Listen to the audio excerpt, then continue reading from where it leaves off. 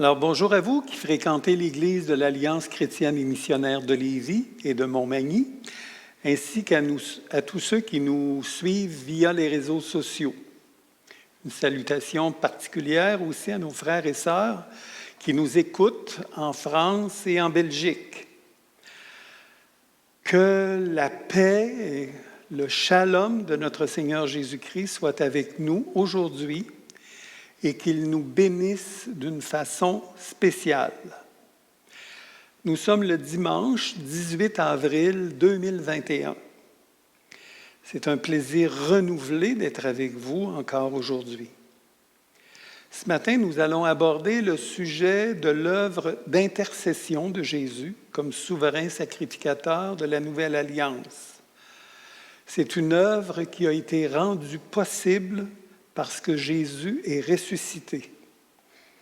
Aujourd'hui, nous allons voir la première partie d'un enseignement qui se continuera dans quelques dimanches, où nous verrons toutes les répercussions pour nous de l'œuvre d'intercession de Jésus en faveur des siens. Donc, pour aborder ce sujet, nous allons faire un recul au soir de la Pâque, où Jésus a prié son Père pour la toute première fois en tant que souverain sacrificateur. On pourrait dire en tant qu'intercesseur suprême de la Nouvelle Alliance, en tant que médiateur, seul médiateur entre Dieu et les hommes. C'est un moment excessivement important parce que Jésus sait qu'il va bientôt donner sa vie en sacrifice pour le péché sur la croix et que son sacrifice va inaugurer une ère nouvelle dans les relations entre Dieu et l'humanité. Jésus, dans sa prière, va prononcer des paroles en faveur des siens, des apôtres d'abord, et ensuite pour ceux qui croiront en son nom à cause de leur témoignage. Donc, son intercession est dirigée spécifiquement en faveur des croyants, et il va répéter à plusieurs reprises dans son intercession en faveur de ceux que le Père lui a donnés. Disons d'abord que tout ce que je vais vous dire ce matin repose sur une déclaration que Jésus a faite lors de la résurrection de Lazare. On retrouve cette déclaration-là dans Jean 11, 42, où Jésus dit « Pour moi, je savais que tu m'exauces toujours. » Et il ajoute « Mais j'ai parlé à cause de la foule qui m'entoure, afin qu'ils croient que c'est toi qui m'as envoyé. » Pour moi, je savais que tu m'exauces toujours.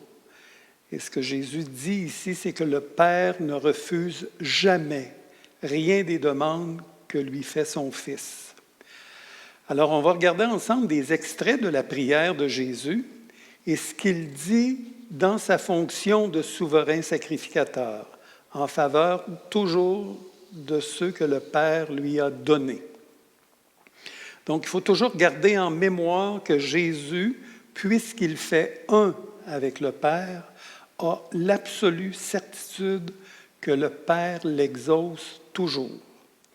Donc, dans Jean 17, au verset 1, Jésus dit, après avoir ainsi parlé, Jésus leva les yeux au ciel et dit, « Père, l'heure est venue, glorifie ton Fils, afin que ton Fils te glorifie. Selon que tu lui as donné pouvoir sur toute chair, afin qu'il accorde la vie éternelle à tous ceux que tu lui as donnés. » Et au verset 6, « J'ai fait connaître ton nom aux hommes que tu m'as donnés du milieu du monde. Ils étaient à toi et tu me les as donnés et ils ont gardé ta parole. » Au verset 20, « Ce n'est pas pour eux seulement que je prie, mais encore pour ceux qui croiront en moi par leur parole. » Et au verset 24, qui est superbement important, « Père, je veux que là où je suis, ceux que tu m'as donnés soient aussi avec moi, afin qu'ils voient ma gloire, la gloire que tu m'as donnée parce que tu m'as aimé avant la fondation du monde. » Donc, pour la toute première fois dans son ministère, Jésus intercède comme le souverain sacrificateur de la Nouvelle Alliance. Et donc, en tant que souverain sacrificateur, Jésus demande que le Père le glorifie, et écoutez bien la raison, en accordant la vie éternelle à tous ceux que le Père lui a donnés. Et il demande que ceux que le Père lui a donnés voient sa gloire, et c'est une prière qui sera assurément exaucée parce que le Père l'exauce toujours. Je vous ferai remarquer que nous sommes la réponse à la prière de Jésus pour ceux que le Père lui a donnés. Jésus a prié pour nous qui avons cru à cause du témoignage des apôtres. Maintenant, par son intercession en tant que souverain sacrificateur, Jésus indiquait que le sacerdoce de l'Ancienne Alliance s'était terminé, s'était révolu. Et on a cette confirmation-là dans Hébreux 7, 23 qui dit « De plus, il y a eu des sacrificateurs en grand nombre parce que la mort les empêchait d'être permanents. Mais lui, parce qu'il demeure éternellement, possède un sacerdoce qui n'est pas transmissible. C'est aussi pour cela qu'il peut sauver parfaitement ceux qui s'approchent de Dieu par lui, étant toujours vivants pour intercéder en leur faveur. » Donc, le sacerdoce lévitique, il était transmissible, lui. Mais le sacerdoce de Jésus, lui, il n'est pas transmissible. Il est ressuscité, il est vivant et il peut sauver parfaitement ceux qui s'approchent de Dieu par lui. Maintenant, la question importante, c'est qu'allait faire le souverain sacrificateur du temps de Jésus et les prêtres qui exerçaient leur ministère dans le temple. On va regarder quels sont les signes que Dieu leur a donnés pour qu'ils comprennent que leur ministère était terminé. Et on va voir comment Dieu, par ces signes, a ouvert les yeux de plusieurs prêtres, répondant ainsi à la prière de Jésus qui avait intercédé en leur faveur. Le livre des Actes des Apôtres, qui raconte l'histoire, dans le fond, de ce qui s'est passé après la résurrection, qui s'étend sur une période de 32 ans. Donc, ce livre-là rapporte que 5 ou 6 ans après la Pentecôte, et c'est dit comme ceci dans Actes 6, 7, ça dit que la parole de Dieu se répandait de plus en plus, le nombre des disciples augmentait beaucoup à Jérusalem, et une grande foule de sacrificateurs obéissait à la foi. Donc, on peut se demander qu'est-ce qui s'est passé de si extraordinaire pour que le nombre des disciples augmente beaucoup et surtout pour qu'une grande foule de sacrificateurs obéissent à la foi. Et la réponse à cette question-là, elle est multiple. Premièrement, elle est reliée aux événements qui se sont produits lors de la mort de Jésus sur la croix. On va voir ça tout à l'heure. Aux événements qui se sont produits lors de la Pentecôte, aux miracles qui accompagnaient la prédication des apôtres et finalement aux événements dont seuls les prêtres ont été témoins dans les années qui ont suivi la Pentecôte et ces événements-là ont été consignés dans le Talmud. Donc, on va voir qu'est-ce que les prêtres ont écrit sur ce qui s'est passé après la Pentecôte. Donc, les événements qui se sont produits lors de la mort de Jésus sur la croix nous sont rapportés par Matthieu. Dans Matthieu 27, au verset 49, ça dit « Depuis la 6e heure jusqu'à la 9e heure, il y eut des ténèbres sur toute la terre. Jésus poussa de nouveau un grand cri et il rendit l'esprit, et voici le voile du temple se déchira en deux, depuis le haut jusqu'en bas. La terre trembla, les rochers se fendirent. Les sépulcres s'ouvrirent et plusieurs corps des saints qui étaient morts ressuscitèrent. Étant sortis des sépulcres après la résurrection de Jésus, ils entrèrent dans la ville sainte et apparurent à un grand nombre de personnes. Donc, pendant 3 heures, la terre entière a été recouverte de ténèbres. Matthieu, Marc et Luc rapportent exactement la même information. Depuis la 6e heure, c'est-à-dire depuis midi, jusqu'à la 9e heure, donc jusqu'à 15 heures, il y eut des ténèbres sur toute la terre. Les ténèbres qui se sont produites à ce moment-là n'étaient pas une noirceur ordinaire.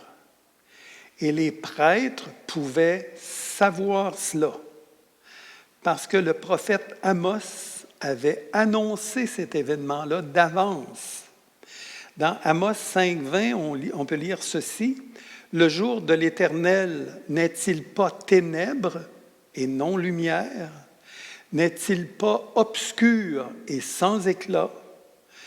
Je méprise vos fêtes, je ne puis sentir vos assemblées. » Et dans Amos 8,9, « En ce jour-là, dit l'Éternel, je ferai coucher le soleil à midi et j'obscurcirai la terre en plein jour. » Donc, Amos, inspiré par le Saint-Esprit, avait prédit cette période de ténèbres-là, où le soleil se coucherait à midi et que Dieu obscurcirait la terre entière.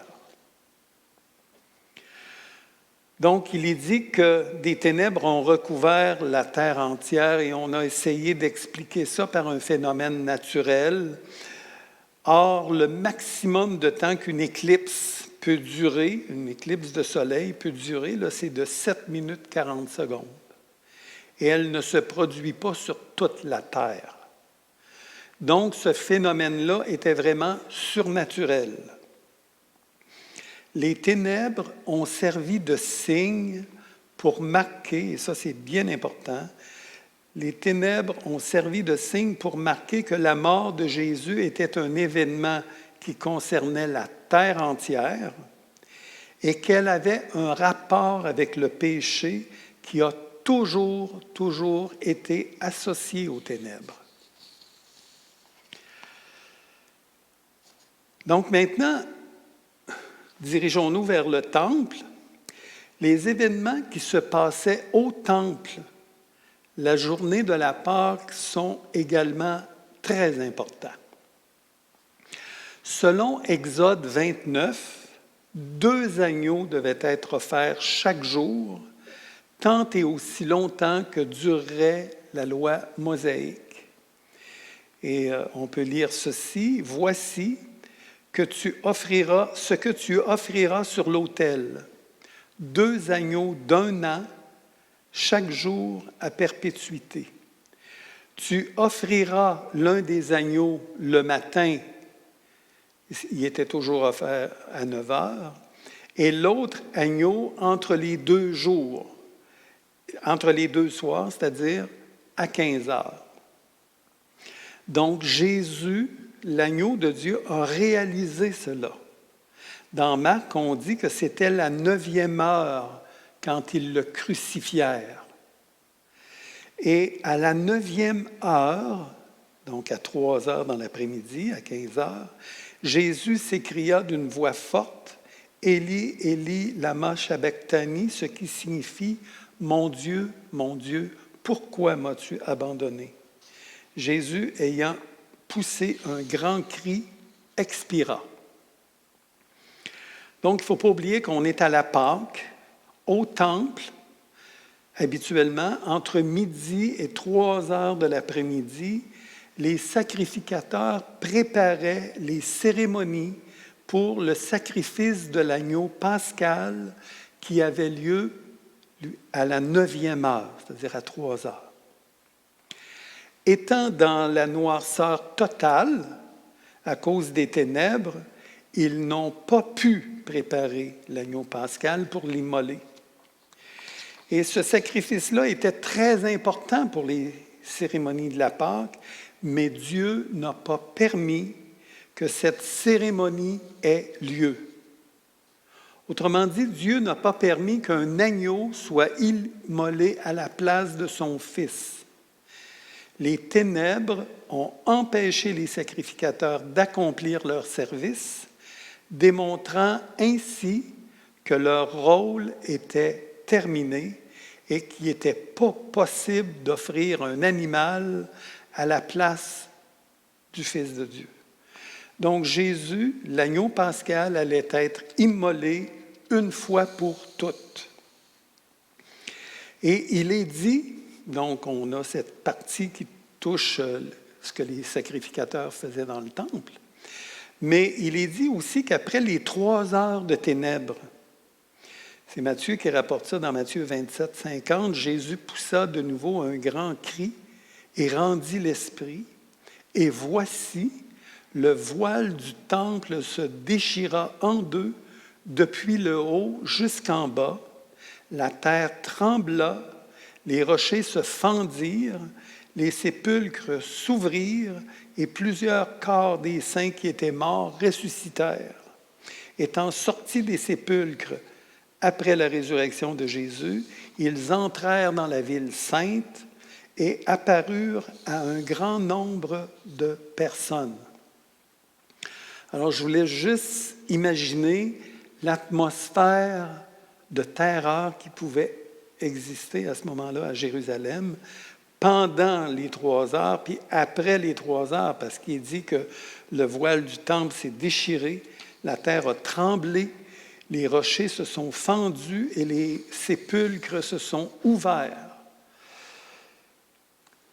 Maintenant, c'est un détail qui est super important, là, que le voile du temple s'est déchiré par le milieu, depuis le haut jusqu'en bas. Et ça, c'est ce que rapportent Matthieu, Luc et Marc. Le voile du temple, il mesurait 18 mètres de haut, c'est-à-dire l'équivalent d'un édifice à 6 étages. Il y avait 9 mètres de large, donc 30 pieds de large, et il y avait une épaisseur de 4 pouces, on dit, qui était large comme la paume de la main. On dit qu'il fallait 300 prêtres pour le mettre en place et le déplacer. Imaginez-vous, 18 mètres de haut, 9 mètres de large, 4 pouces d'épaisseur, 12 cm d'épaisseur. C'était énorme. Et à cause de la façon dont le voile était conçu et de son épaisseur, on dit qu'il était fait en lien retors, il était tissé dans tous les sens et il y avait plusieurs épaisseurs de lin jusqu'à former 4 pouces. Donc, et en tenant compte qu'il a été déchiré par le haut jusqu'en bas, il y a juste Dieu qui pouvait accomplir ce miracle-là. Dieu voulait par là signifier que dorénavant, chaque croyant peut s'approcher de Dieu parce qu'il a une libre entrée dans le sanctuaire. Et ça, on retrouve ça dans Hébreux 10, 19, où il est dit « Ainsi donc, frères, nous avons au moyen du sang de Jésus une libre entrée dans le sanctuaire par la route nouvelle et vivante qu'il a inaugurée pour nous au travers du voile, c'est-à-dire au travers de sa chair. » Donc, le voile du temple déchiré signifiait aussi que chaque croyant peut s'approcher de Dieu avec assurance, par l'intermédiaire de Jésus toujours, et faire part à Dieu de ses besoins et aussi des besoins des autres. Donc, dans Hébreux 4,16, ça dit « Approchons-nous donc avec assurance du trône de la grâce afin d'obtenir miséricorde et de trouver grâce pour être secourus dans nos besoins. Donc, après que le voile a été déchiré, les écrits rabbiniques rapportent que les prêtres l'ont recousu tant bien que mal pour séparer toujours le lieu saint du lieu très saint et finalement pour rétablir les sacrifices. Mais Dieu, par le sacrifice de Jésus, avait ouvert une voie nouvelle. Il n'était plus nécessaire d'offrir des sacrifices. Et ça, c'est Hébreux 10, 11 qui nous dit ça. Et tandis que tout sacrificateur fait chaque jour le service et offre souvent les mêmes sacrifices qui ne peuvent jamais ôter les péchés. Les sacrifices couvraient les péchés, mais ils ne les enlevaient pas. Lui, après avoir offert un seul sacrifice pour les péchés, s'est assis pour toujours à la droite de Dieu. Donc, plusieurs sacrificateurs ont été éclairés sur la signification des événements qui se sont passés au temple lors de la mort de Jésus sur la croix. Et comme le centenier et ceux qui étaient avec lui ont dit, le centenier et ceux qui étaient avec lui pour garder Jésus, ayant vu le tremblement de terre et ce qui venait d'arriver, furent saisis d'une grande frayeur et dirent: assurément, cet homme était le Fils de Dieu. Après la résurrection de Jésus, plusieurs des saints qui étaient ressuscités lors du tremblement de terre et tout ça, ils sont entrés à Jérusalem et y ont apparu à un grand nombre de personnes. Et ça aussi, c'est un événement qui a dû créer tout un émoi à Jérusalem les semaines qui ont suivi. Et ça l'a fait réfléchir un grand nombre de sacrificateurs, d'autant plus qu'il faut se souvenir que les sacrificateurs, c'était des Sadducéens, et les Sadducéens ne croyaient pas à la résurrection des morts. Et là, ils voient des gens qui ont connu, ressuscité, donc c'est sûr que ça l'a accrédité même la résurrection de Jésus.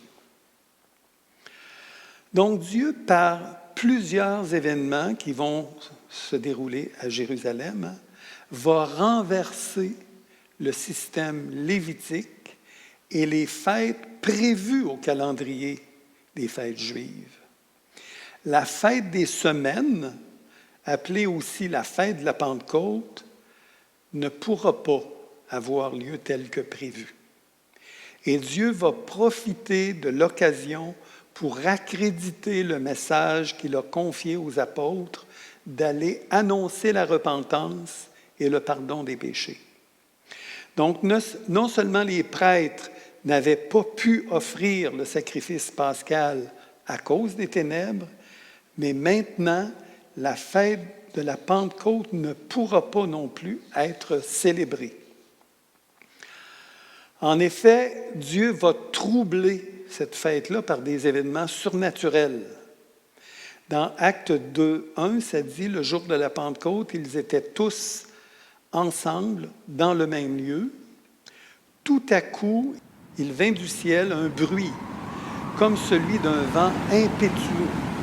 Donc un vent violent, extrêmement fort, qui remplit toute la maison où ils étaient. Au bruit qui eut lieu, la multitude qui était rassemblée pour fêter la Pentecôte, la fête des semaines, fut confondue parce que chacun les entendait parler dans sa propre langue des merveilles de Dieu.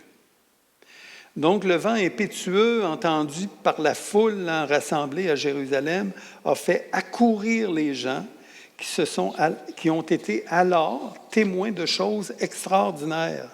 Ils entendent parler des merveilles de Dieu dans leur langue maternelle. Et là, les Juifs rassemblés devant la maison où étaient les apôtres, là, Pierre prononce son discours. On retrouve ça dans Actes 2, 22.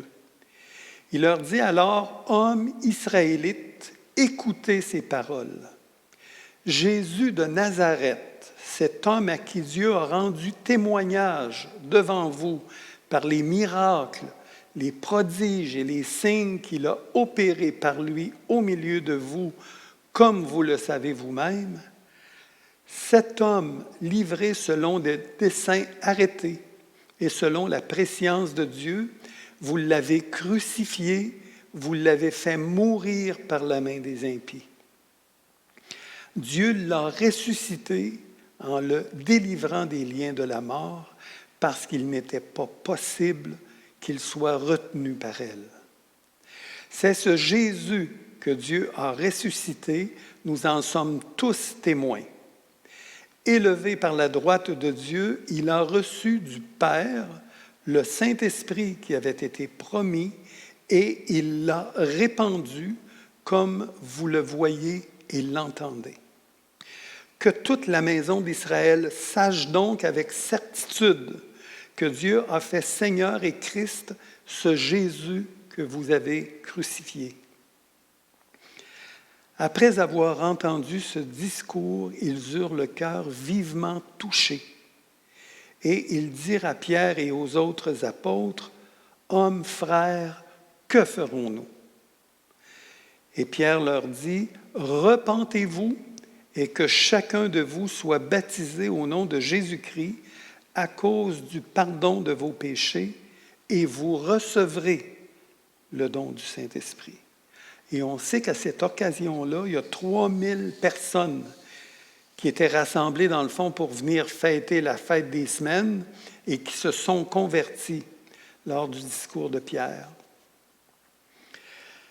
Donc les sacrificateurs ont été témoins du discours de Pierre, mais ils sont aussi témoins que Dieu accrédite les paroles de Pierre et de tous les apôtres par des miracles, signe que Dieu approuve leur prédication.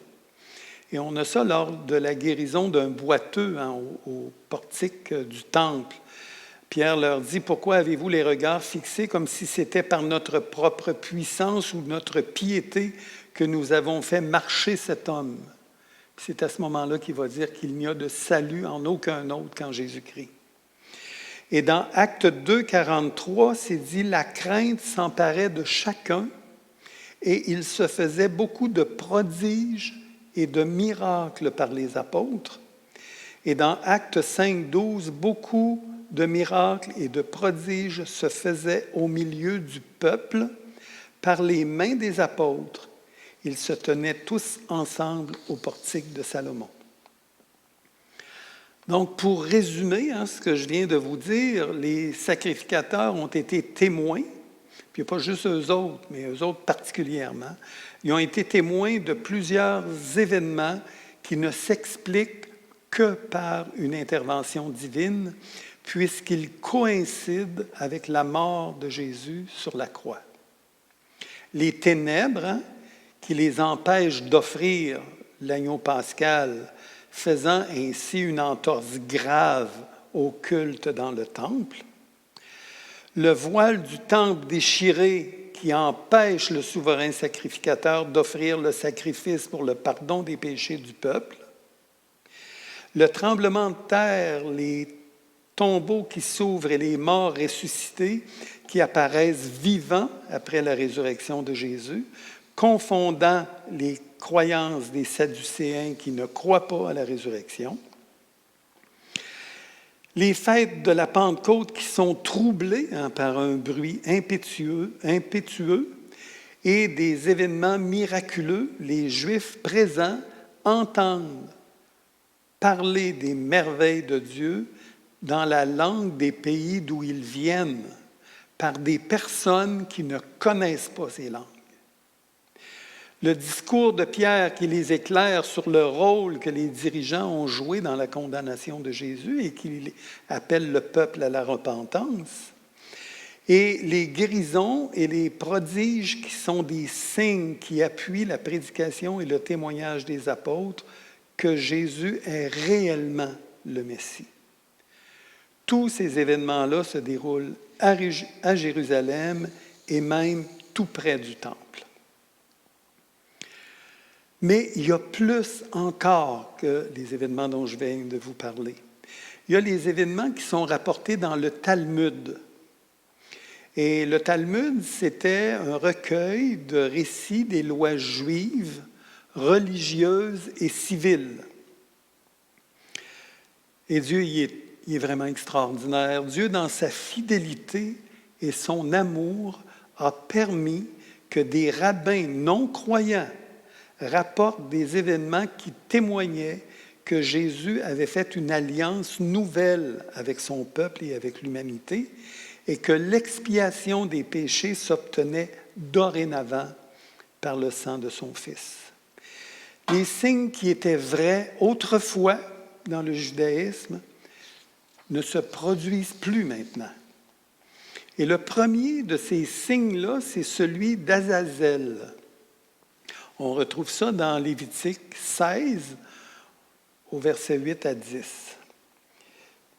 Ce qu'il faut se souvenir, c'est que le jour des expiations, donc le Yom Kippour ou le jour du grand pardon, on plaçait 2 boucs devant le grand prêtre et celui-ci choisissait au hasard un bouc qu'il offrait à l'Éternel pour le pardon des péchés et l'autre était envoyé dans le désert chargé des péchés du peuple. Donc, le grand prêtre mettait sur ce bouc-là ses mains et il le chargeait des péchés du peuple. Et le grand prêtre devait attacher un ruban rouge autour du cou du bouc Azazel. C'était le bouc émissaire.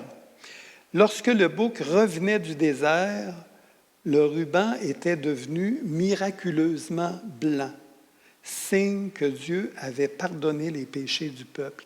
Et ça, c'était tiré de Ésaïe qui dit « Quand même, vos péchés seraient comme le cramoisi, je les rendrai blancs comme la neige. » Et les prêtres demandaient que ça se produise, et effectivement, ça se produisait. Parce qu'il est dit que ce miracle-là s'est produit année après année, mais après la mort de Jésus, le ruban a cessé de devenir blanc. Et écoutez bien ce que le Talmud rapporte.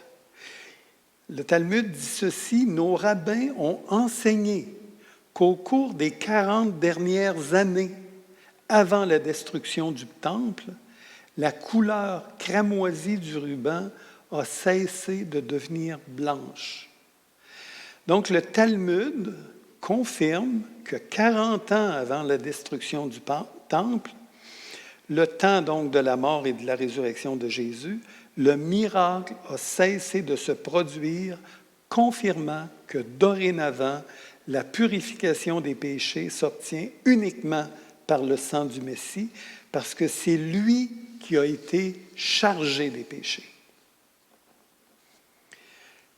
Et c'est lui qui a été chargé des péchés, puis c'est lui qui a fait l'expiation aussi pour nos péchés.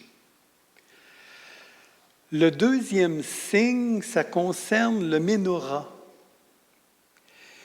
Le Ménorah, c'était le chandelier qui était situé à la porte du lieu très saint et qui témoignait de la présence de Dieu. Il témoignait de la gloire Shekinah, dans le fond.